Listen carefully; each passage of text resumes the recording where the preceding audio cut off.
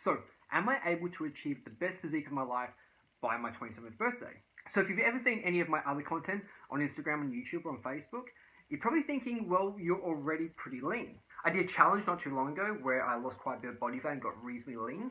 I also have photos all over my Instagram and my Facebook of me with no shirt on, with ridiculous lighting, doing some weird poses. Now, I just like to share with you, I kind of fucked up. See, when I started my gym, I got fat. Then I decided to get a bit leaner. And then not too long ago, I decided to get as lean as I have since forever.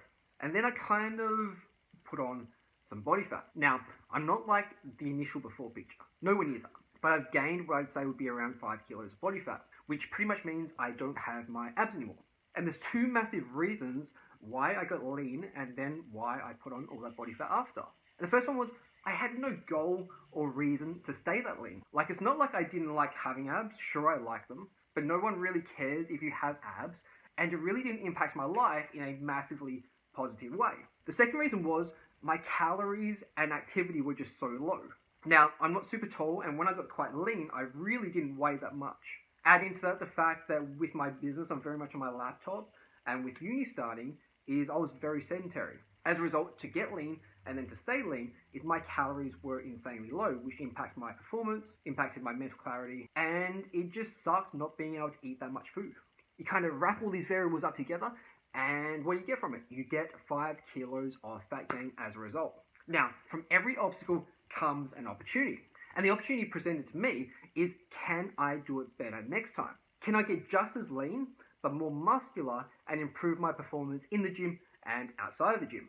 And as I presented myself this challenge, I remember an article that I read years ago. This article was all around the concept of something called G-Flux. It was written by Dr. John Berardi, and he pretty much explained to achieve your dream physique or your best physique is you need to increase your G-Flux. So to explain G-Flux, is we normally have energy coming in of a system and energy coming out of a system. Energy coming in, all the calories, all the crap you put in your mouth.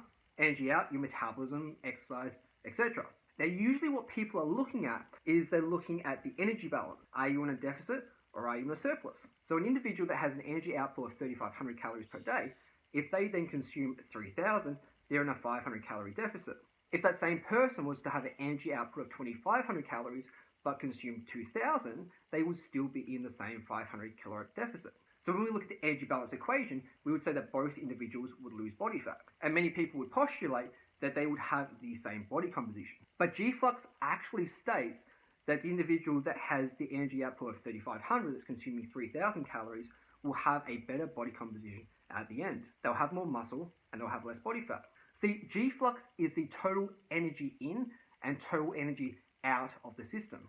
So the first individual that had the energy out of 3,500 and was consuming 3,000 has a higher G-Flux than the individual that has the 2,500 calorie output and the 2,000 calorie input. See, a higher G-Flux leads to improved nutrient partitioning and also improved insulin sensitivity, primarily due to the higher levels of activity, the higher amount of exercise and higher amount of non-exercise activity performed by the individual. The increased food that you get from having a higher G-Flux also leads to a more sustained sympathetic nervous system, an improved metabolic rate, and because you're eating more food, you're getting more nutrients into your body, which play a really important role in your body composition. Now, if you want to learn more about G-Flux or you want to look more into some of the research, I'm going to link below an article by Dr. John Berardi where he explains in a lot more detail and shares all of the research. Dr. John Berardi was the man who really presented this concept years ago. Anyway, anecdotally, we see many cases of people using G-Flux to their advantage. One prime example is Dwayne Johnson. Sure, I know there'll be many people on here that say he's using steroids. He may be, he may not be. But either way, is he wakes up super early in the morning to do an hour of cardio. He then goes on to do a 90-minute workout, plus he's very active during the day, just so he can consume more calories. We also see this with many professional athletes. We can look at AFL players, and while they're not super jacked, understand they're not training for hypertrophy. And it's also very common for a new player to come into the AFL, be super skinny, and 2 or 3 years later, actually have a reasonable physique. Sure, there's all the newbie gains that they get from not lifting weights before, but their G-Flux is through the roof, which is allowing them to eat a lot of food, and thus have a superior body composition. An even better example is NFL players. Depending on the position, is some NFL players are so low in body fat, yet they are super jacked and strong. And remember, they're not necessarily training to become a bodybuilder. they've just got a super high G-Flux because they're working out very, very hard, allowing them to also eat a lot of food. So, introducing the challenge. The challenge of achieving my best physique by my 27th birthday. This is going to be pretty cool for those that watched my last carb, where my calories were actually pretty low and my activity levels were low to moderate. Is you're going to have a complete juxtaposition of a low G-Flux versus a high G-Flux. And we're going to get to see the results in the end. So how am I going to compare my progress and define my best physique? Well, I'm going to use two parameters. The first is obviously body composition, how lean I am and how muscular I am. Now, I'm going to do this two ways. The first is going to be really simple, is on my 27th birthday, I'm going to compare that photo to the photo of last time I got quite lean. I'm going to compare both photos in terms of how lean I look in both of them, and also the amount of muscle that I'm carrying in both of them. Now, FYI, I don't actually think I'm going to get as lean as I did last time. I think I'm going to get most of the way there, but I think I'm going to come in looking a lot more muscular and more full, which for me is I'd probably define as a win in terms of achieving a better physique. Now, the second way I'm going to be gauging my body composition is my body weight. Now, you're probably thinking that's a stupid way to assess losing body fat and increasing lean muscle mass. Now, here's my theory, is if I come in looking nearly as lean or very, very close to the previous photo, but my weight is consistently heavier, is I could probably hypothesize that I'm carrying more lean muscle mass. That would make sense, wouldn't it?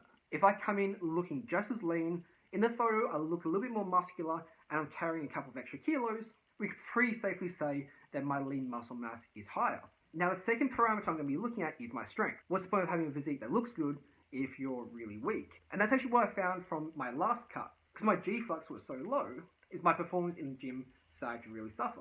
So I've been in the gym for over 13 years now, and I have a really good guide with every single exercise, with every single rep range, what the peak of what I can lift is. So at the end of the experiment is I'm going to give an evaluation of my strength across the board. How did my lifts go? Did they increase? Did I hit any PBs? Again, guys, this isn't a scientific study.